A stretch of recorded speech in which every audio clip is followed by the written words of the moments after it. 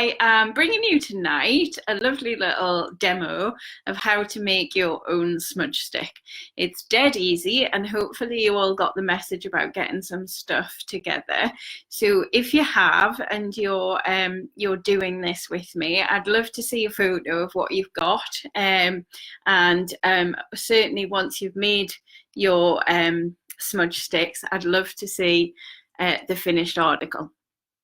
So they're not difficult. Smudging is about, if you didn't see my previous lives, smudging is about clearing your space and your energy from clearing your space in your body from negative energies. So we're going to be creating a smudge stick and setting an intention with that smudge stick to help to clear those things. You can use incense for this, you can use lots of other things, but making your own smudge stick's really good. So really any aromatics will do. Most often you would use sage.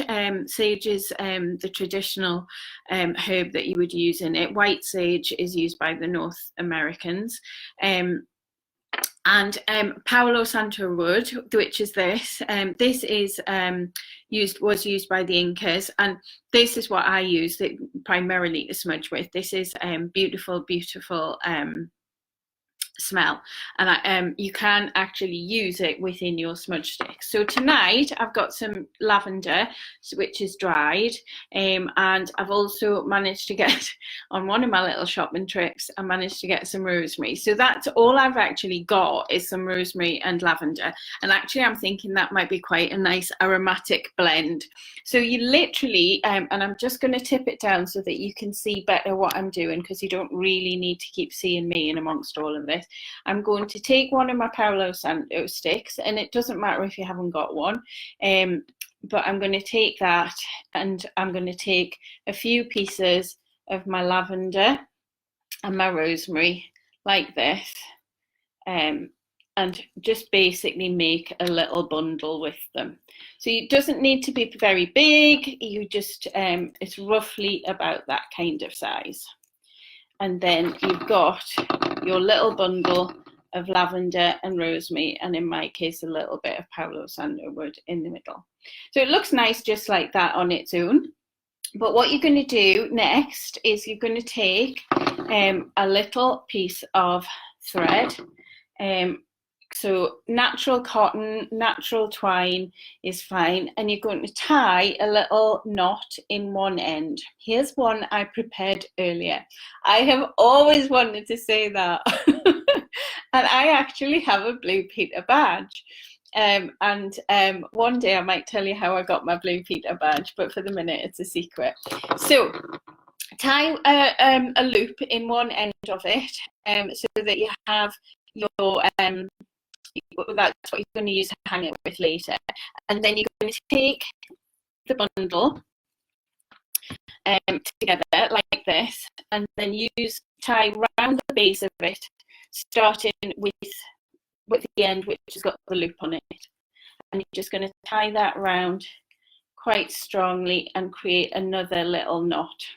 It's going to be very difficult for me to do this and stay in shot, but I'll do my best. So I've wrapped it round the base, and I'm just tying it through so that I've got that quite strongly on there, and I'll just knot it.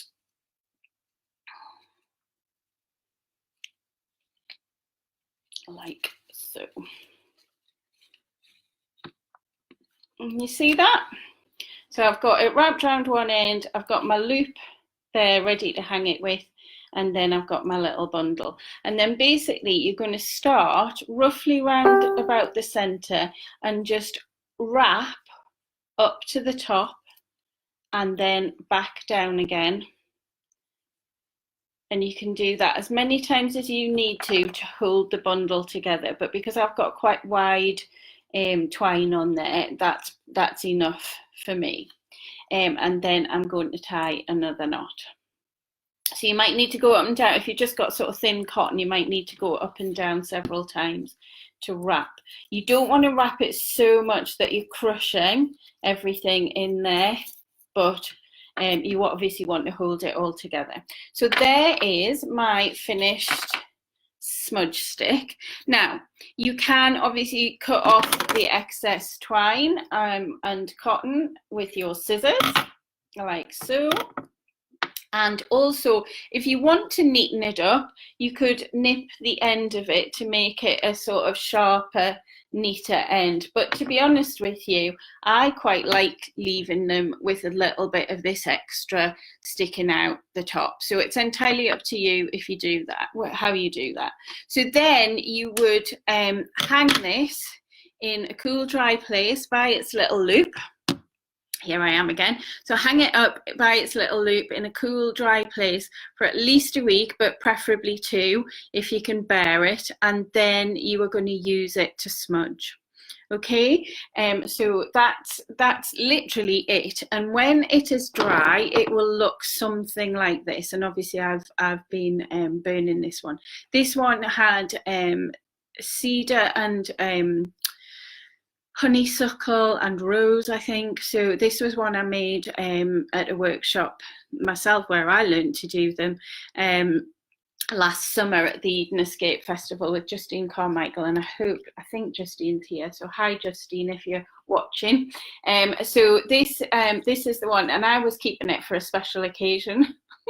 And so it has been definitely been used more and more in this special occasion of my home retreat, my enforced home retreat.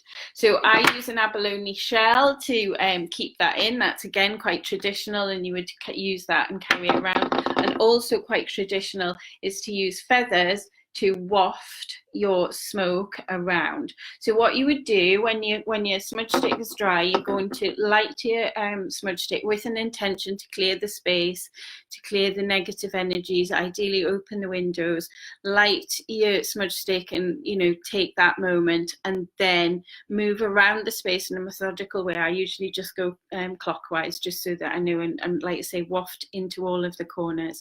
And if you want to do yourself as well, you can stand so that you have your arms out. So you would smudge the stick around your head, around your arms, each arm taking it from one side to the other, around and the back and down the front and the back of the legs, and then lift each foot and do underneath the foot as well. So that's how you would then use your smudge stick. So I'm really looking forward to seeing your finished smudge sticks. I will definitely take some photos tonight and pop some of mine up. Plus I have prepared a PDF for you, and that PDF will be ready, and I'll post it in the group so that if you want to download it and have it there to remember, that's there for you as well.